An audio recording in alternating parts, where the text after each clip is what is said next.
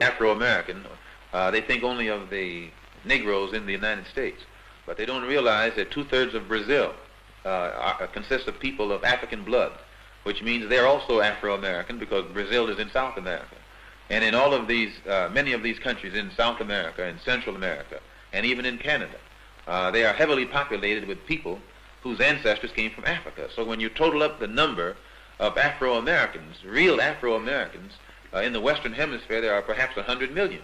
And if these people ever unite among themselves, not only is it necessary for the Afro-Americans in the United States to be organized, but it's also necessary for the Afro-Americans in the Caribbean, or the Afro-Cubans, the Afro-Brazilians. It's necessary for all of them to be organized. And then once they are organized in each place, we have to organize among ourselves so that the Afro-American in the United States will be working in conjunction in a coordinated program with those who are in Cuba, and those in Brazil, and those in Venezuela, and those throughout the Caribbean, and Haiti, and in the West Indian Islands.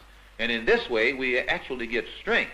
And it's not an accident that there's no organization existing in the Western Hemisphere that's designed toward that end.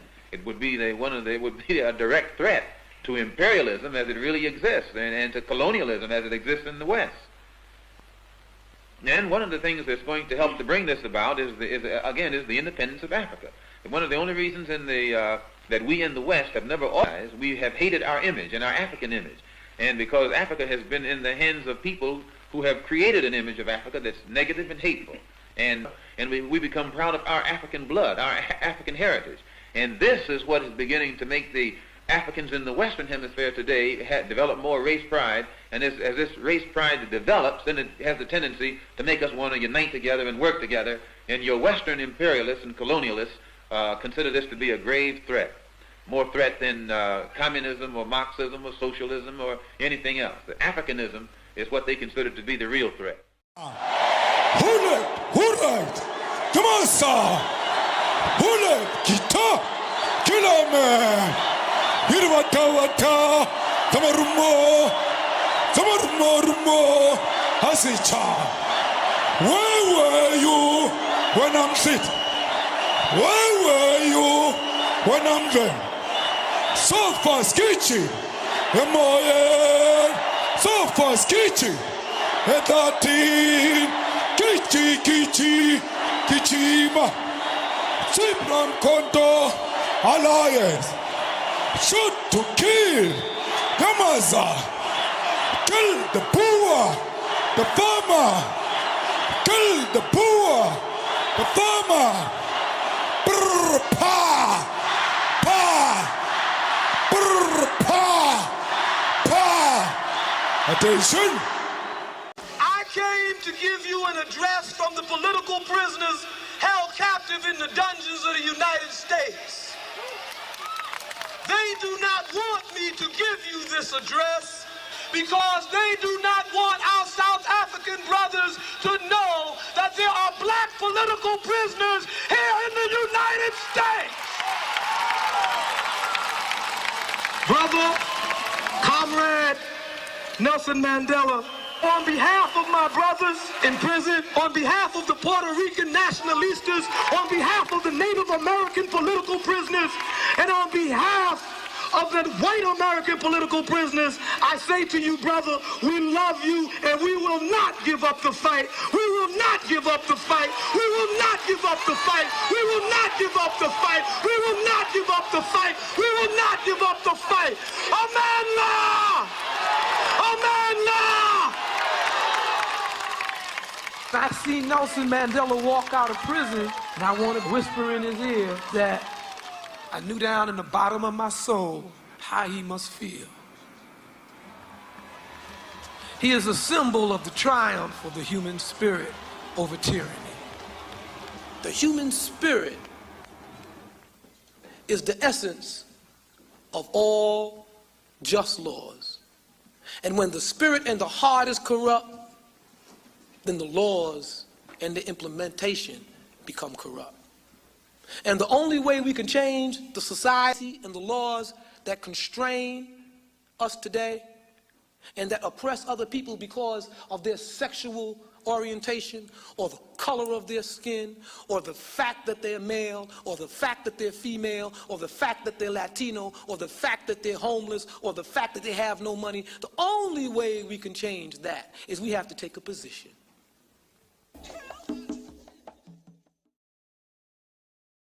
Greetings, brothers and sisters. We're here. Today is a very special day, even though it is the what? The 10th of June.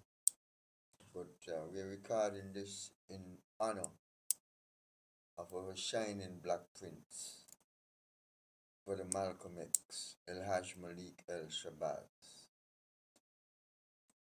We here in the Federation of St. Kitts and Nevis pay homage to Brother Malcolm X for the work that he has done to lay the foundation, and the inspiration that he gave to us, not only as African people, but for humanity. And Brother Malcolm X is pivotal in the sense that he was born on May 19, 1925 in Omaha, Nebraska.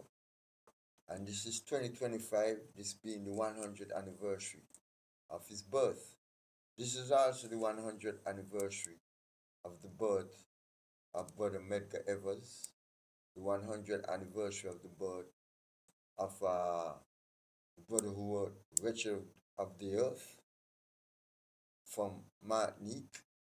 This is also the 100th anniversary of Brother Patrice Lumumba, who was brutally assassinated by the CIA back in 1961. This is also the 100th anniversary of the birth of Brother Rassam Brown, a pivotal figure in the Rastafari movement, coming from the political wing. So, as we celebrate these brothers, but on this particular occasion, we are celebrating the birth of Brother Malcolm X, and we'll get to Patrice Lumumba and the others at some future time. But Brother Jakaya, you could come forward. Bless love, greetings. I'm Emmanuel Selassie Ija, Rastafari. Give thanks to him for the ones and ones watching, in the Federation of St. Kitts and Nevis. And even, farther and wider field, internet land, YouTubers, we give thanks for this time and, space. I want to highlight also on this day, in history, June 10th, a Pan-Africanist by the name of George Padmore, was born. He was a Trinidadian socialist and anti-imperialist who played a significant role in shaping the Pan-African movement in the mid-20th century. George Padmore, born 1903, he was a key figure in the Pan-African movement, working closely with other leaders like Kwame Nkrumah and Gamal Abdel Nasser. Anti-imperialism, Padmore was staunch anti-imperialist, advocating for the liberation of African nations from colonial rule. So just a little short, history on the brother George Padmore, highlighting his, influential contribution into the Pan-African movement and the liberation struggle. So we do give thanks, my Lord and Empress. Blessed. Yeah, blessed love, Brother Jakaya. Very important information. A lot of brothers don't know about the contribution that Brother Padmore had made. Sure. And it's very pivotal in our struggle. And you go back to Sylvester Williams, who was also from Trinidad. He's the one that came up with, coined the term Pan-Africanism. Yes. You know what I'm saying?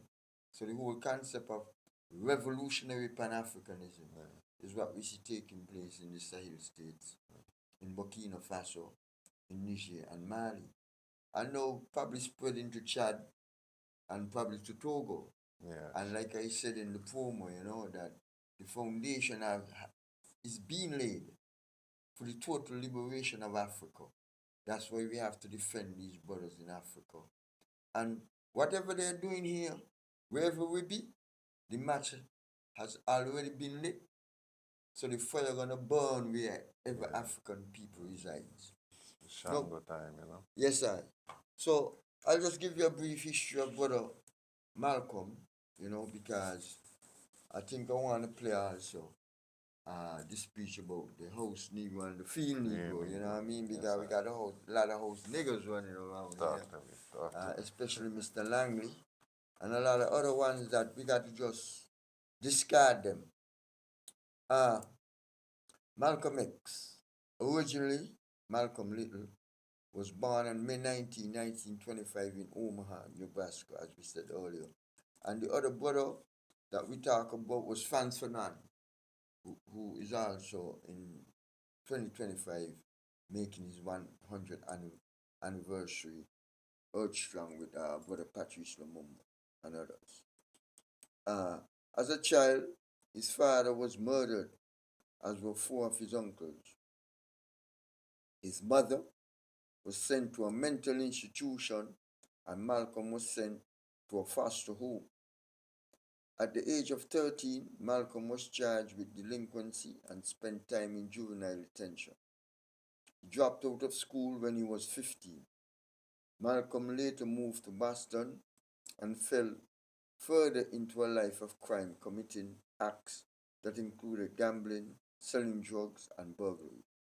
In 1946, Malcolm was sentenced to 10 years in prison for burglary. It was while in prison that Malcolm began to take a more political, religious stance in life. He started following the teachings of Elijah Muhammad, the black Muslim leader. After Malcolm was released from prison in 1952, he was accepted into the black Muslim movement and took on the name of Malcolm X. Due to his readings in prison, Malcolm X developed a high proficiency for public speaking and soon became the national spokesman for the black Muslim. The philosophy of the black Muslim emphasized the need for racial separation.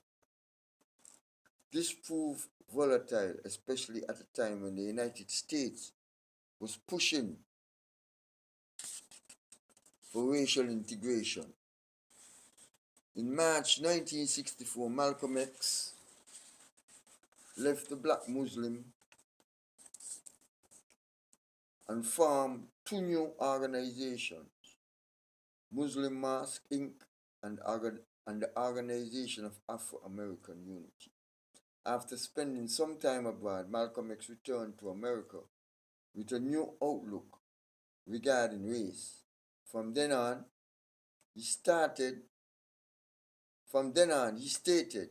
that his organization were willing to work beyond African American centric groups and instead welcome all races. Malcolm X began progressively spreading his new message around Harlem, New York, holding meetings and speeches. On February 21st, 1965, at one such meeting, Malcolm X was assassinated.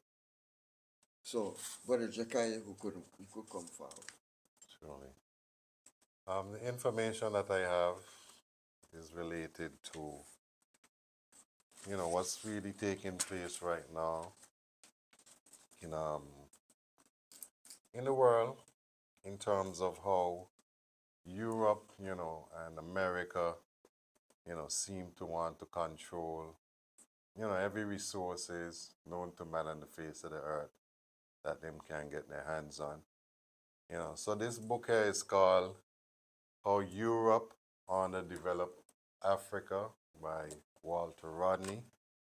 I will just read a little section out of it from page 13.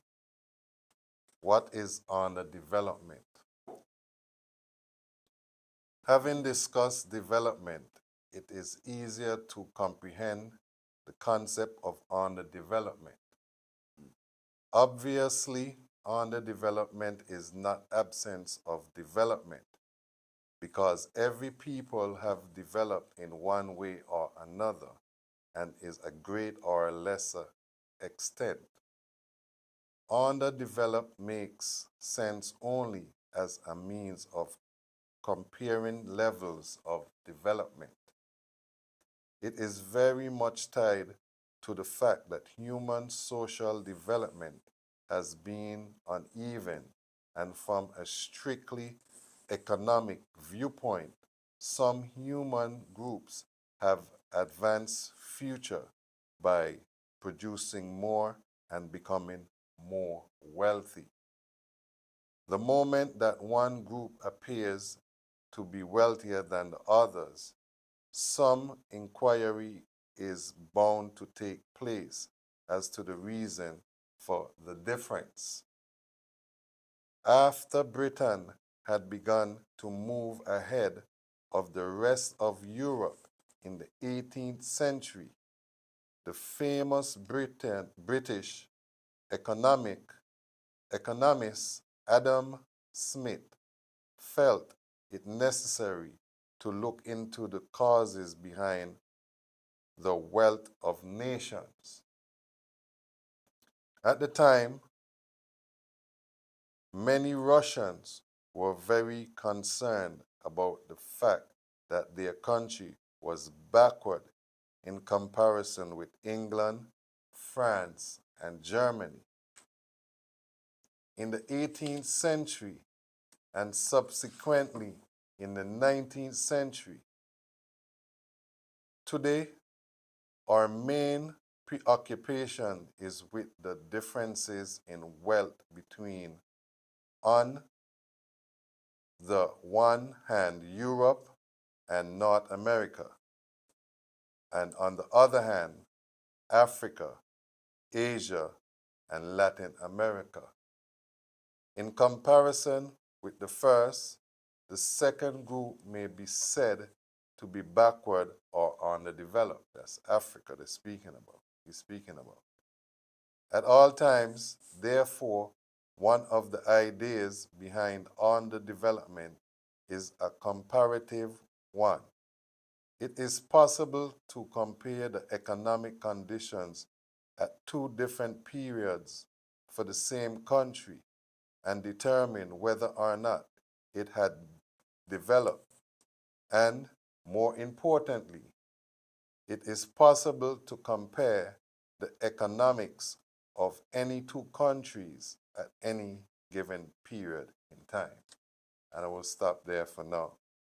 So, self-explanatory, you can see where, Brother Walter Rodney explaining the disparities between Europe and Africa and Latin America and even these, countries over here in the Americas.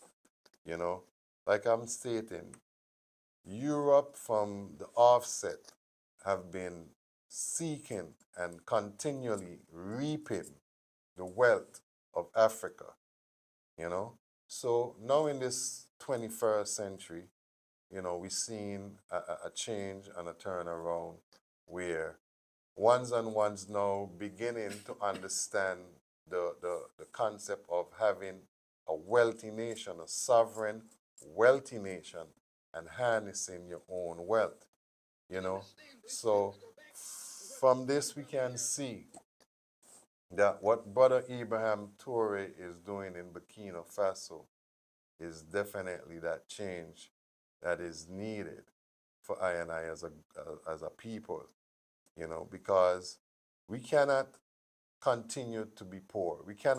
Africa on a whole cannot continue to resell out its resources.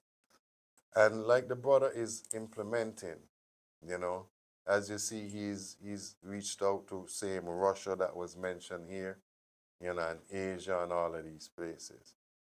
The brother is seeking now that technological support, just like how you could have, oil refineries in different places, gold refineries, and diamond refineries in all of these European places, and you're extracting the raw material out of Africa, well, that is what the brother is stopping. And that is what he turned to Russia and all of these places for. It's not just a military support to say, well, a defense. It's also for him now, to start to bring that technological advancement within education, within, upliftment of the people themselves, learning how to process their own materials, process their own goals. You understand me? And that is what's taking place, and that what needs to cover the whole continent of Africa. Give thanks. Yeah, Brother Jakai, it's important and, very important that you read that part about what is development and all development. That's Brother Walter Rand. Brother Walter Rand was a very serious brother, just like Malcolm X, and how we break down things because he didn't have a paralysis of analysis. He had a real analysis. Sure. And that analysis could only be based on history. You see? And a lot of things are affecting our people that we don't know our own story. You see what I'm saying? But at this particular juncture, my brother, I want to play a speech here, some utterance here from Brother Malcolm X talking about the house Negro and the field Negro. So here we go. Referred to as the house Negro and the field Negro. Back during slavery, there was two kinds of slaves. There was the house Negro and the field Negro. The house Negro, they lived in the house with master. They dressed pretty good. They ate good because they ate his food, what he left. They lived in the attic or the basement, but still they lived near their master. And they loved their master more than the master loved himself. They would give their life to save their master's house quicker than the master would. The house Negro, if the master said, we got a good house here, the house Negro said, yeah, we got a good house here. Whenever the master said we, he said we. That's how you can tell a house Negro. If the master's house caught on fire, the house Negro would fight harder to put the blaze out than the master would. If the master got sick, the house Negro would say, what's the matter, boss? We sick. We sick.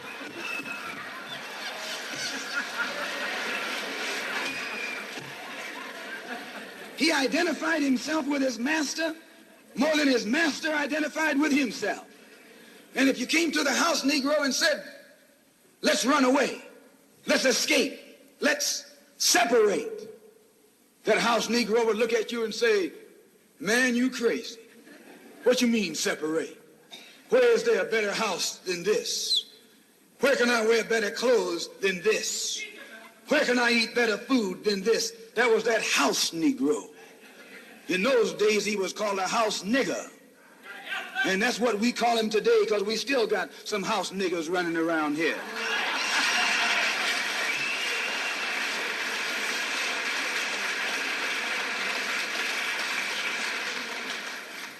This modern house Negro loves his master. He wants to live near him.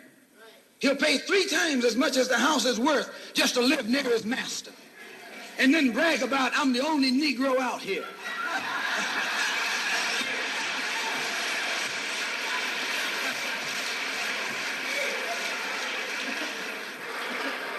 I'm the only one on my job.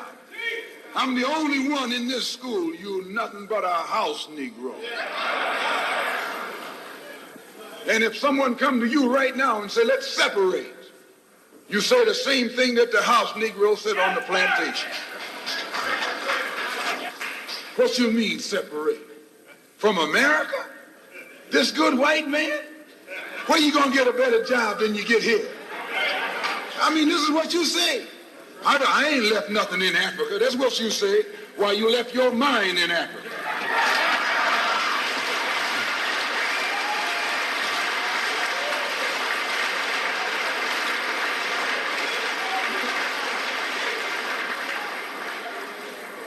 On that same plantation, there was the field Negro. The field Negro, those were the masses. There was always more Negroes in the field than there was Negroes in the house. The Negro in the field caught hell. He ate leftovers. In the house, they ate high up on the hog. The Negro in the field didn't get nothing but what was left of the insides of the hog. They call them chitlins nowadays. In those days, they call them what they were, guts. That's what you were, a gut eater. And some of you are still gut eaters.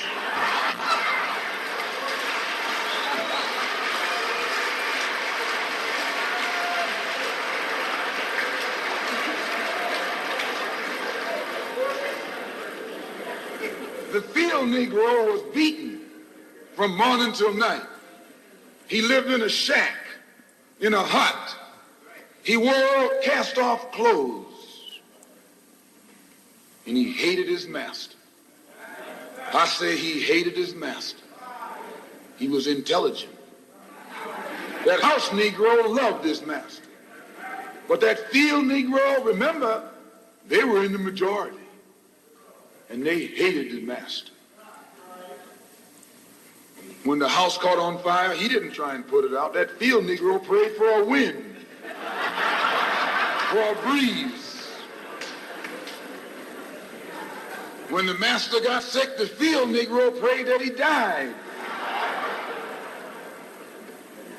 If someone come to the field Negro and said, let's separate, let's run, he didn't say, where are we going? He said, any place is better than here.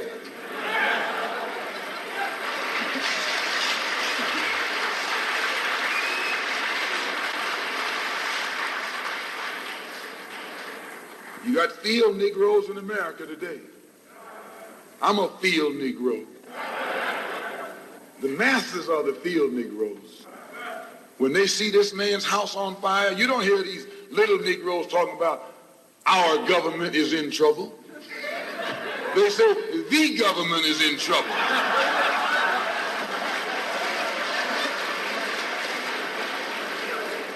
Imagine a Negro, our government.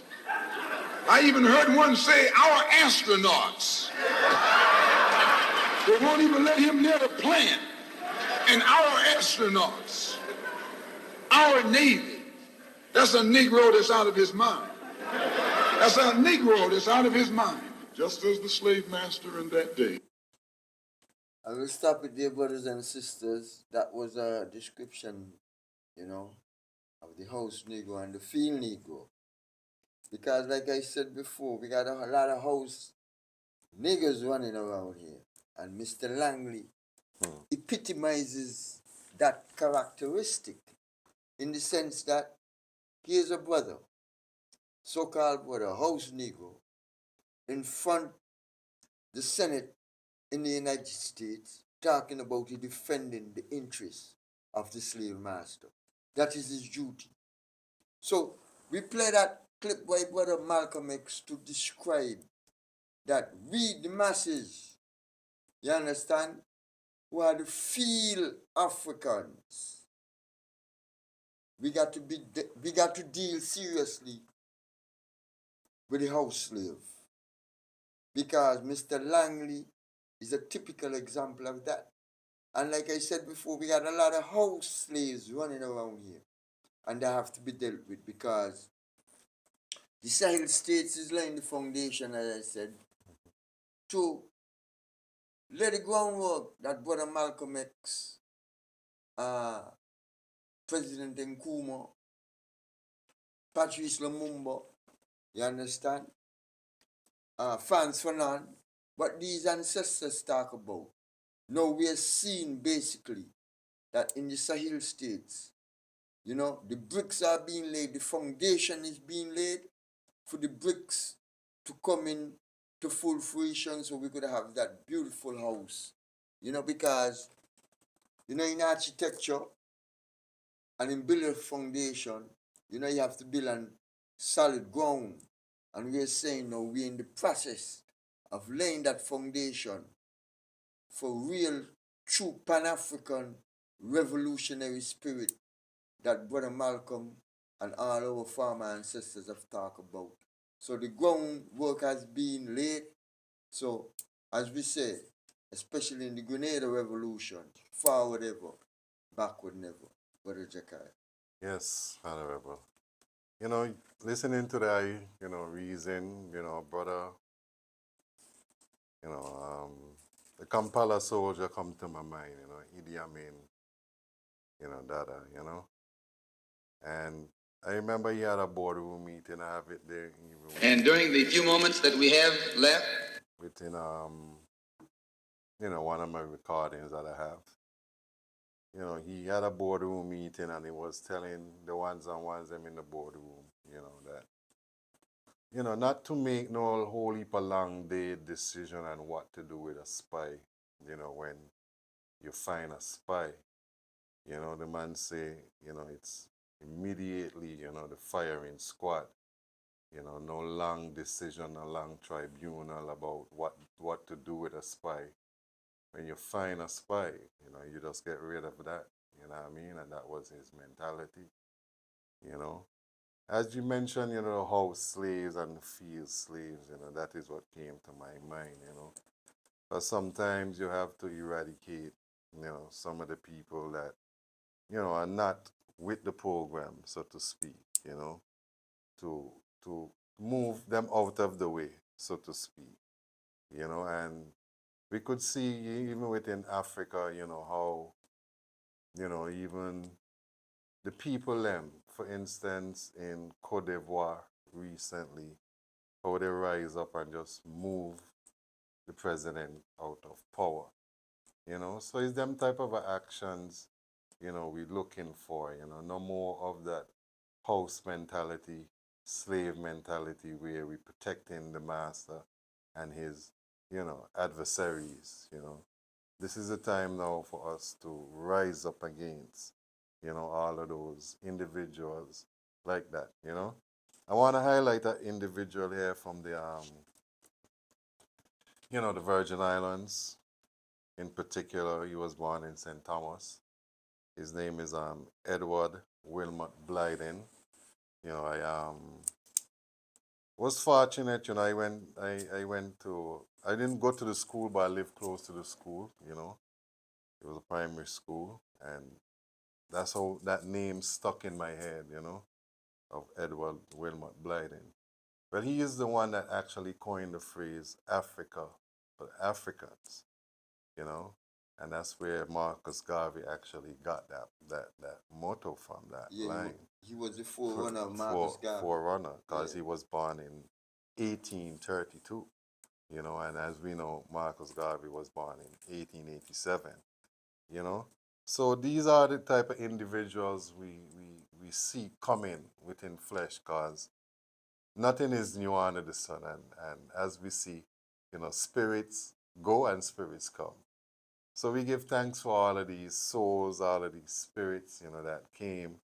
And, for instance, Edward Wilmot Blyden was an Afro-American Liberian educator, writer, diplomat, and politician who was primarily active in West Africa.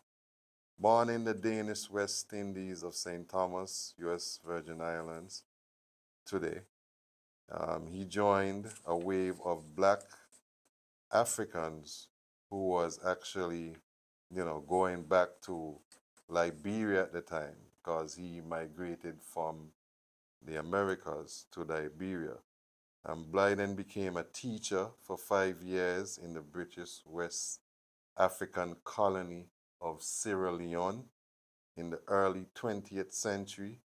His major writings on Pan-Africanism, which later became influential throughout West Africa, attracting attention in countries such as the United States. His ideas went on to influence the likes of Marcus Garvey, George Padmore, who I just read about, and Kwame Nkrumah. So that's just a little history on, the Pan-Africanists, the revolutionists throughout history, that has been coming and keep coming, to liberate us as a people. Honorable? Yes, that's very important when you talk about William McBride, Yes, sir. a very pivotal ancestor in our struggle. I learned about Brother Biden through my teacher, Brother Ilombe Brad. He was one of the foremost African nationalists that ever walked the earth, and what I'm saying is that all these information our people is not aware, and I'm just delighted to see my brother Jakaya that you up on these things, Same. and Yes, because that's the very spirit that we come in, is that the ancestors, you know what I mean, are working through I and I. yes, man. You know what I mean? That no matter, even people talking about they're gonna kill Abraham Traore, right? Is that there gotta be consequences. It's not like in the past, like they killed Sankara and nothing happened. Exactly. In this present dispensation, right? We are saying to imperialism, white supremacy, and the fascist forces, if any harm come to Brother Abraham Traore and the leaders in the Sahel states, there will be consequences. And we don't have to deal with violence, my brethren. True. We don't. All we do is call a general strike. Everywhere black people be on the face of the globe, we don't move. Right? The capitalist economy will crumble. Yes. There's 50 million black people in the United States. They're in every facet and institution within the United States. If we don't move, the economy gone. So we are saying basically we have options. Yeah, most definitely. You see? So we are if anything happened to any of the leaders in the Sahel states, we are calling. Here we're celebrating the 100th anniversary of Brother Malcolm X. We are calling for a general strike. We call it a day of absence. Yes. The Black Solidarity Day. Yeah. You know what I'm saying? So we have options, brothers and sisters. Yeah. But before we go any further, I'd just like to bring some other information on Brother Malcolm X. The Organization of Afro-American Unity. The Organization of Afro-American Unity, OAAU, was a Pan-Africanist organization founded by Malcolm X in 1964. The OAAU was modeled on the Organization of African Unity, which had impressed Malcolm X during his visit to Africa in April and May 1964. The purpose of the OAAU was to fight for the human rights of African Americans and promote cooperation among Africans and people of African descent in the Americas.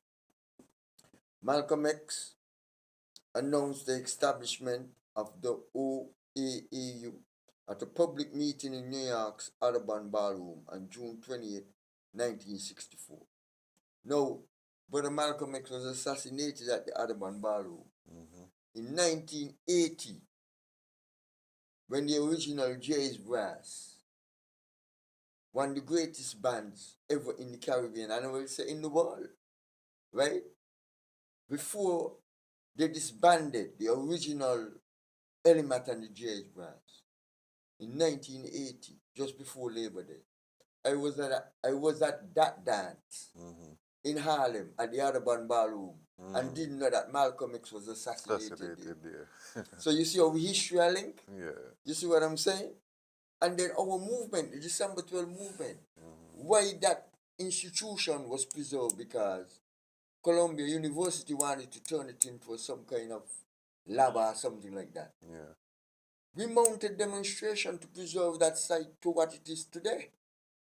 You know what I'm saying? So I'm just trying to show you how our history, and our struggle is one and the same struggle. Yeah. It might be just be in different locations, but the struggle is one and the same. Well, I witnessed, in Harlem, from living there, that every year on Malcolm's birthday, they actually shut down the store on 125th. Yeah, the whole strip. The whole strip, you know, Yeah. people have And to I was involved in that too. pack up and people be pulling down the shutters and, you know what I mean? Yeah. So it's mystic, the influence that the Yeah, December yeah. 12 movement have. Yeah, You know? December 12th movement, you know. Yeah. So Malcolm announced the establishment of the OAAU at a public meeting in New York's Audubon Ballroom on June 28, 1964. He had written the group's charter with John Henry Clark, you know, an ancestor also who I also sat at his feet and get a lot of information from Brother John Henry Clark, Albert Cleage, Jesse Gray, and Gloria Richardson, amongst others. In a memo dated July 2nd, 1964, FBI Director J. Edgar Hoover described the nascent OAAU as a threat to the national security of the United States. Imagine that. Mm-hmm. You understand? The unification of African people, right, will extinguish imperialism. Exactly. That's why we are saying that everywhere our people are, unity is essential. African unity, black unity is essential. You understand? To liquidate our oppressors. I'm going to read the part again. In a memo dated July 2nd, 1964, FBI Director J. Edgar Hoover described the nascent OAAU as a threat to the national security of the United States. Malcolm X, along with John Henry Clark, wrote the following into the Organization of Afro-American Unity, OAAU, Basic Unity Program. 1. Restoration in order to release ourselves from the oppression of our enslavers. Then it is absolutely necessary for the Afro-American to restore communication with Africa. That's what we are doing. Here in the Federation, when we link up with the Sahel states, Burkina Faso, Niger, and Mali, we starting the process right here on the 13th and the 27th of this month to lay the foundation, you know, to achieve that process. 2. Reorientation. We can learn much about Africa by reading informative books and by listening to the experiences of those who have traveled there. 3. Education. The Organization of Afro-American Unity will devise original educational methods and procedures which will liberate the minds of our children. We will encourage qualified Afro-Americans to write and publish the textbooks needed to liberate our minds, educating them, our children at home. 4. Economic security. After the Emancipation Proclamation, it was realized that the Afro-American constituted the largest homogeneous ethnic group with a common origin and common group experience in the United States, and, if allowed to exercise economic or political freedom, would in a short period of time own this country. We must establish a technical bank. We must do this so that the newly independent nation of Africa can turn to us, who are their brothers, for the technicians they will need now and in the future. 5. Self-defense. In order to enslave a people and keep them subjugated, their rights to self-defense must be denied. We encourage the Afro-American to defend themselves against the wanton attacks of the racist aggressors, whose sole aim is to deny us the guarantee of the United Nations Charter of Human Rights and of the Constitution of the United States. The OAAU pushed for black control of every aspect of the black community. At the founding rally Malcolm X stated that the organization's principal concern was the human rights of blacks, but that it would also focus on voter registration, school boycotts, rent strikes, housing rehabilitation, and social programs for addicts, unwed mothers, and troubled children. Malcolm X saw the OAAU as a way of unbrainwashing black people, ridding them of the lies they had been told about themselves and their culture. On July 17, 1964, Malcolm X was welcomed to the second meeting of the Organization of African Unity in Cairo as a representative of the OAAU. When a reporter asked whether white people could join the OAAU, Malcolm X said, "Definitely not." Then he added, "If John Brown was still alive, we might accept him." Malcolm X did not have sufficient time to invest in the OAAU to help it flourish. After his death, Malcolm X's half-sister, Ella Little Collins, took over the leadership of the OAAU, but dwindling membership and Malcolm X's absence eventually led to the collapse of the organization. Now, we'll rest there, brothers and sisters, because we see now that we take up the mantle now from Brother Malcolm to establish ties with the AES, the Sahel states, and Brother Abraham Traore and the leaders of the Sahel states. So we are saying here that the struggle continues, you know, and as we say here in the African consciousness movement, what Granny say, free the land. What Granny say, this is Kalonji, son of the Mao Mao. What Granny say, freedom or death. Yes, sir. What Granny say, follow the leader. Abraham Traore is the leader. Yes, sir. Continue, brother. Yes, honorables. I want to highlight something same way, the development that taking place in Burkina Faso, and it's 25 massive projects transforming Burkina Faso, marching towards economic independence. The push for transformation is rooted in the principles of economic sovereignty. For too long, Burkina Faso's wealth, especially its gold and agricultural produce, was exported in raw form, with little value addition done within the country. This model perpetuated dependency and stunned economic growth. The new leadership has opted for a radical, swift processing, manufacture, and refining with Burkina Faso to retain maximum value. 1.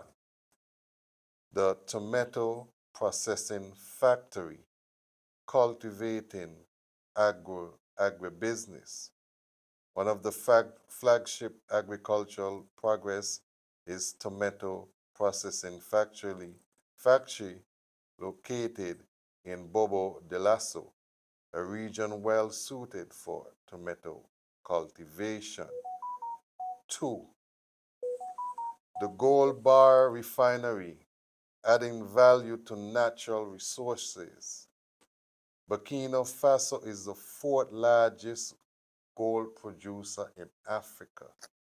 Yet, historically, most of its gold was exported in raw form for refining abroad. The construction of a gold bar refinery marks a turning point. Now operational, the refinery allows Burkina Faso to process and mint its own gold bars, locally strengthening national revenue, increasing tax revenue, and creating a transparent, state-controlled gold validation system. 3. And I see some enemies. Touch quickly on that. 2. You see the gold that now is being refined.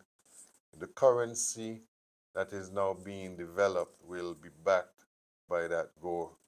You know, there was a time that, you know, America had their gold reserves and their dollar was backed by the gold, but Nixon took the America off for that gold reserve standard, and as you could see, the dollar is just what it is, paper ready to be burned. So, number 3, a military uniform and textile manufacturing plant to equip national defense and create jobs in the textile industry. 4, a national cement factory, reducing reliance on importing construction materials. 5, a national pharmaceutical production center, enhancing local productions of essential drugs and medical supplies.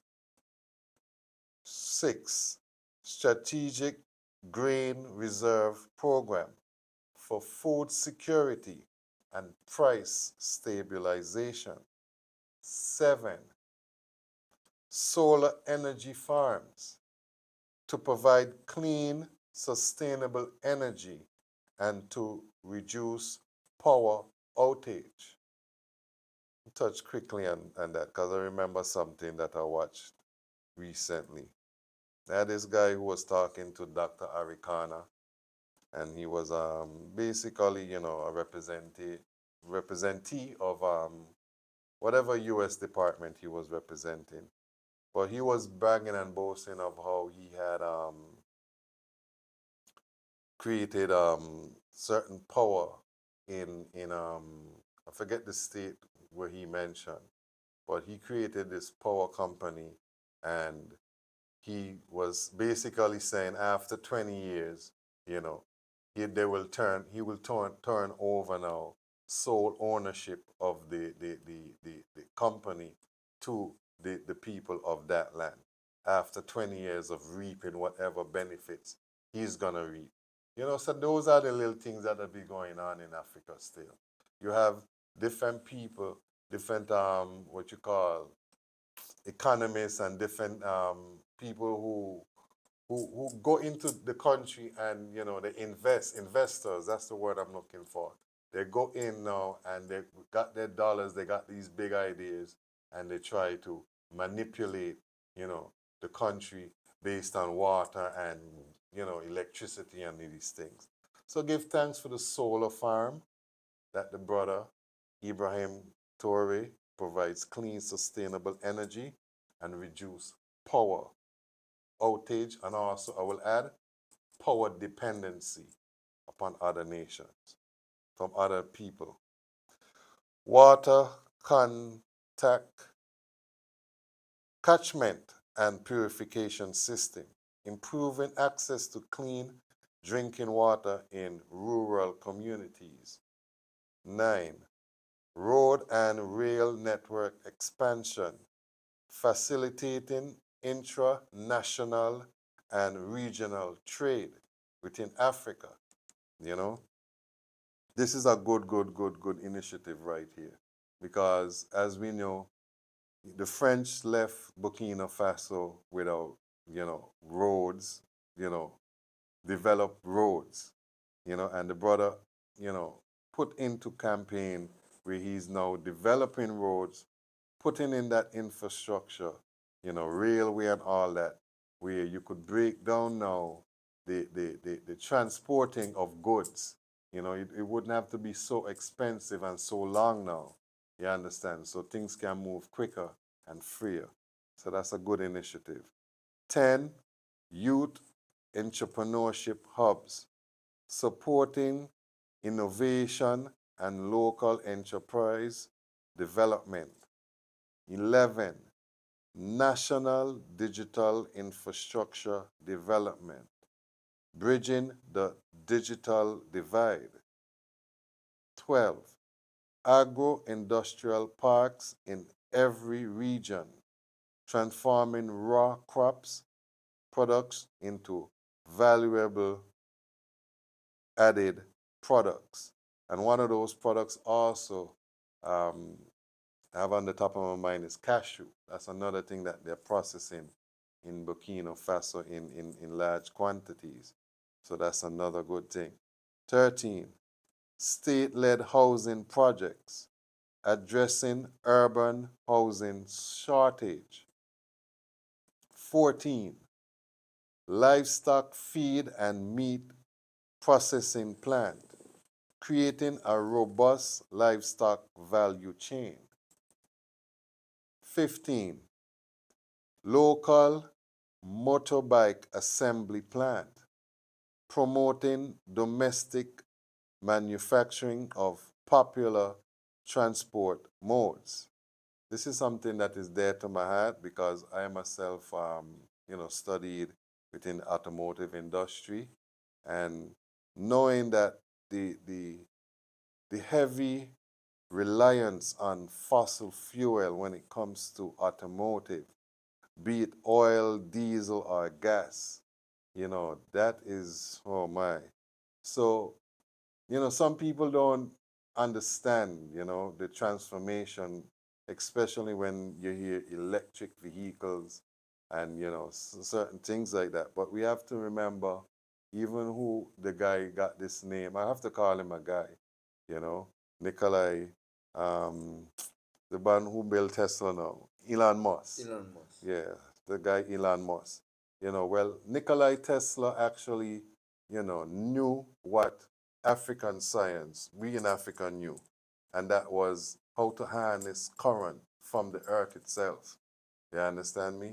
And that's where, he got that name and everything. So, just highlighting that just to show you that, in Africa right now, they're creating, vehicles that are electric vehicles, They don't really have to be, use, fossil fuel, like I'm stating, to power these vehicles, which is actually mashing and destroying the planet.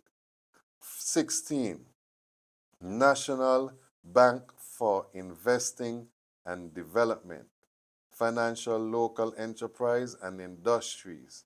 To add to that, they're also developing their own monetary system, meaning their own dollar. And, I think the Sahel states gonna definitely, that's what they're gonna do, right? The Pan-African wallet. Pan-African wallet. Yeah, yeah. So they're developing their own currency, so Exactly. to speak. By tying it to gold. By tying it to gold. Because they have a lot of gold.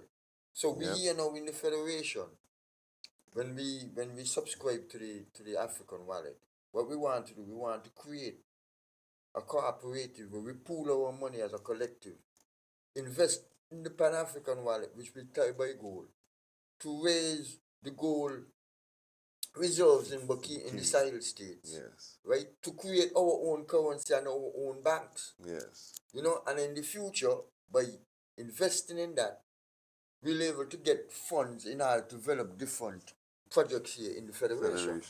Yeah, and you see, like how they have a bank of Nevis here and a bank of thing here. You could also have that bank now. Yeah, so we have here. Yeah, we have the Pan-African Bank. Yeah, and exactly. the Pan-African wallet that we could invest in. You know what I mean? Yeah. Yes, moving on. 17, public transportation system modernization, increasing mobility and connectivity. I think he's also building a lot of buses and, breaking down, like it says,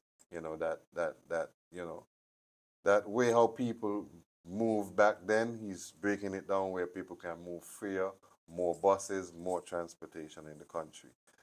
18, woman-led agriculture cooperative initiative, promoting gender inclusion in rural economies. And this is very important to actually give the woman a strength, give the woman a voice, and not suppress or, put down the woman in any way. So that's something very good. 19. National AI and Robotics Center, investing in future-ready technologies. So you see, these are the things that he called on those nations for, China, Russia, all of these things, to advance I mind in Africa so that we could build these things in Africa. They don't have to be built in China. They don't have to be built in Russia. We have the resources there. We have all the coltan and all of these things, all the lithiums for the batteries, all these things, all these resources are in Africa. So it just take the brain power of the people, the youths actually, you know, in the universities and the colleges to rise to that standard of where down them can learn these things and be able now to do and process their own materials. Like it's a AI and Robotics Center. 20.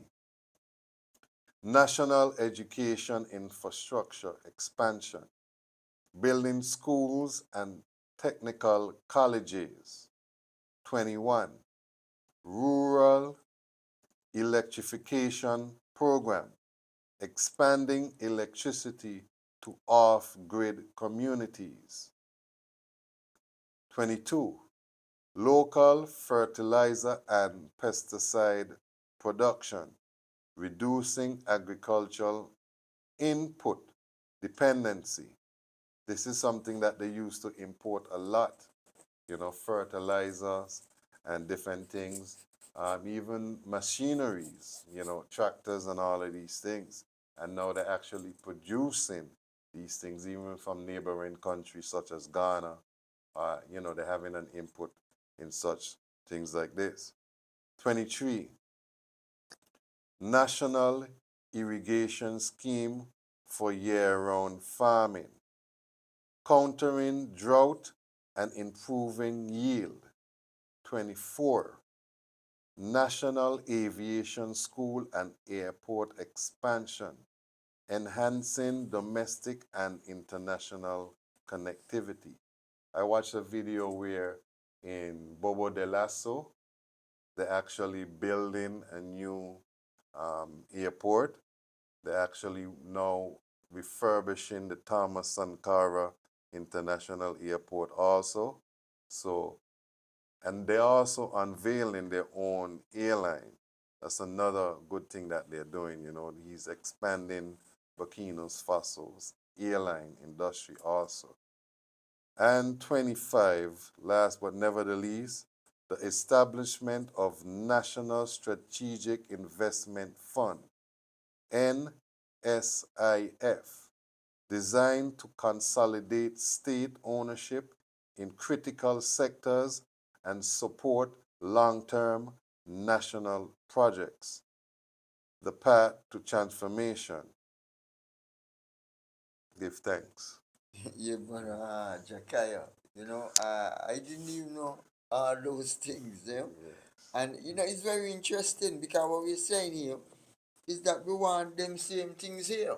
Talk and to me. everywhere Africans are. Talk to me. But as we move on, we just like to play a clip again here by Brother Malcolm X. The ballot or the bullet.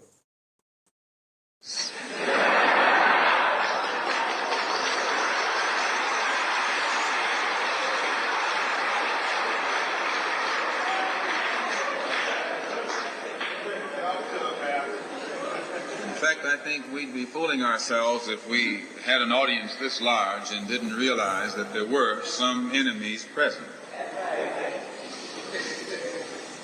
This afternoon, we want to talk about the ballot or the bullet. The ballot or the bullet explains itself. But before we get into it, since this is the year of the ballot or the bullet, I would like to clarify some things that refer to me personally concerning my own personal position. I'm still a Muslim. That is, my religion is still Islam.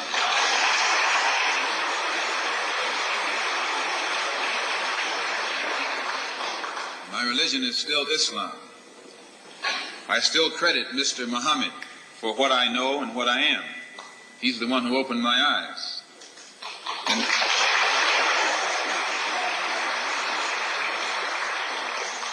At present, I'm the minister of the newly founded Muslim Mosque Incorporated, which has its offices in the Teresa Hotel right in the heart of Harlem. That's the Black Belt in New York City.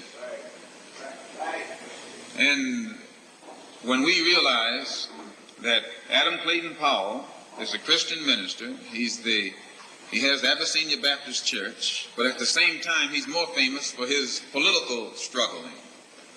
And Dr. King is a Christian minister from Atlanta, Georgia, but he's become more famous for being involved in the civil rights struggle. There's another in New York, Reverend Galamison. I don't know if you've heard of him out here. He's a Christian minister from Brooklyn, but has become famous for his fight against the segregated school system in Brooklyn. Reverend Cleave, right here, is a Christian minister here in Detroit. He's the head of the Freedom Now Party. All of these are Christian ministers.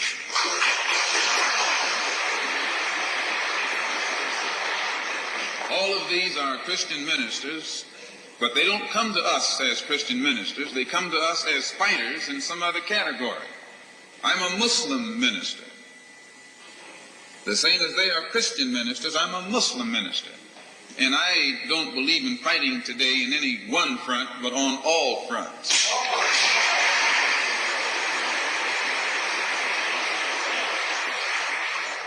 In fact, I'm a black nationalist freedom fighter.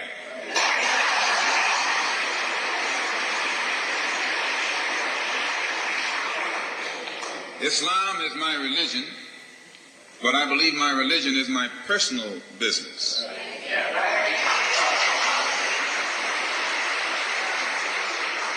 It governs my personal life, my personal morals.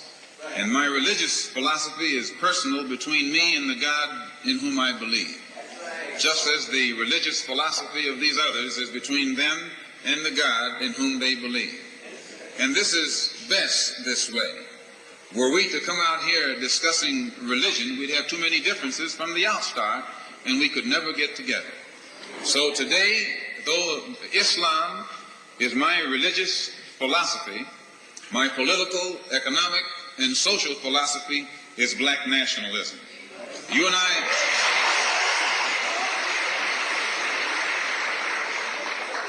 as I say, if we bring up religion, we'll have differences, we'll have arguments, we'll never be able to get together.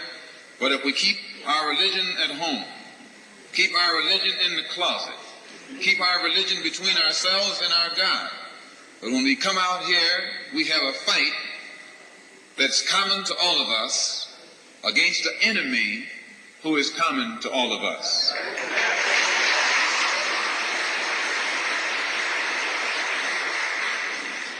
The political philosophy of black nationalism only means that the black man should control the politics and the politicians in his own community. The time when white people can come in our community and get us to vote for them so that they can be our political leaders and tell us what to do and what not to do is long gone.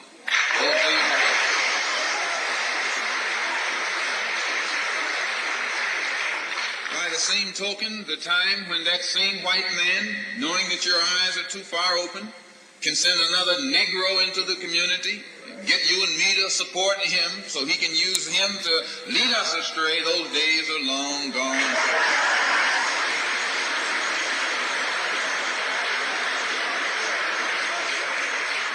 The political philosophy of black nationalism only means that if you and I are going to live in a black community, and that's where we're going to live, because as soon as you move into as soon as you move out of the black community into their community, it's mixed for a period of time, but they are gone, and you're right there all by yourself.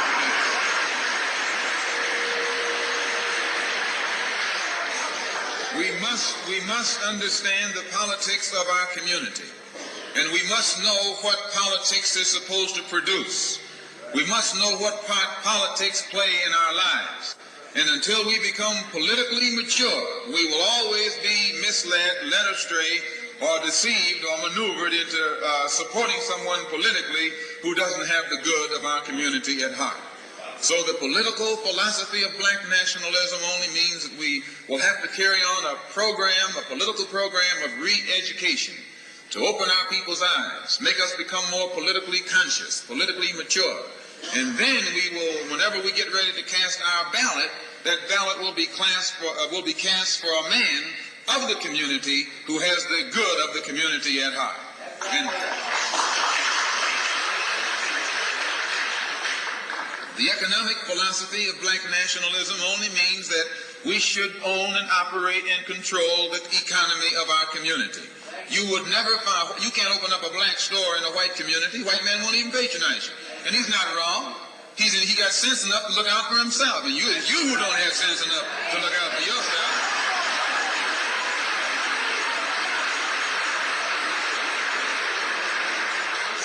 The white man is too intelligent to let someone else come and gain control of the economy of his community.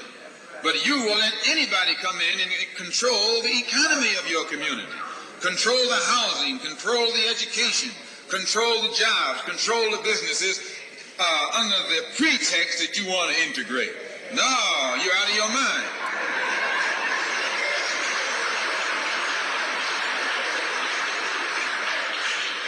The economic philosophy of black nationalism only means that we have to become involved in a program of re-education to educate our people into the importance of knowing that when you spend your dollar out of the community in which you live, the community in which you spend your money becomes richer and richer. The community out of which you take your money becomes poorer and poorer. And because these Negroes who have been misled, misguided, are breaking their necks to take their money and spend it with the man. The man is becoming richer and richer, and you're becoming poorer and poorer. And then what happens? The community in which you live becomes a slum. It becomes a ghetto. The conditions become run down. And then you have the audacity to complain about poor housing in a run-down community. While you run it down yourself when you take your dollar. Yes, brothers and sisters, a little piece of Brother Malcolm, the ballot or the bullet. We're talking about controlling the politics and the economics of your community. We're saying now it's time for us to control the politics and the economics of our nation. And we've seen it done in Burkina Faso, Mali, and Niger. And as Malcolm said, he believes in black nationalism. We're saying this is revolutionary Pan-Africanism. That's what we're about. Revolutionary Pan-Africanism is the philosophy of the liberation struggle that is taking place not only in the Sahel states but globally amongst our people. As we come down on closing time, Brother Jakaya, I'd just like to say what Granny said. Follow the leader. Ibrahim Traore is the leader. What Granny said, one people. What Granny said, one aim. What Granny said, one destiny. What Granny said, self-respect. What Granny said, self-esteem. What Granny said, self-reliance. What Granny said, self-determination. What Granny said, black dignity. What Granny said, Babylon system fear, African unity. What Granny said, all Africans must fall in to defend black dignity. What Granny said, we're recruiting soldiers to defend the African revolutionary struggle. Blessed love. Yes. You know, stand up for Negus, ye soldiers of the throne. Lift high his royal banner. It must not suffer loss. From victory unto victory, your army shall we lead, till every foe is vanquished, and the black Christ is Lord indeed. Selassie I, Jah, Rastafari. What Granny said. Black liberation struggle, now and now. And it's the only solution to Babylon pollution. Give thanks. One love.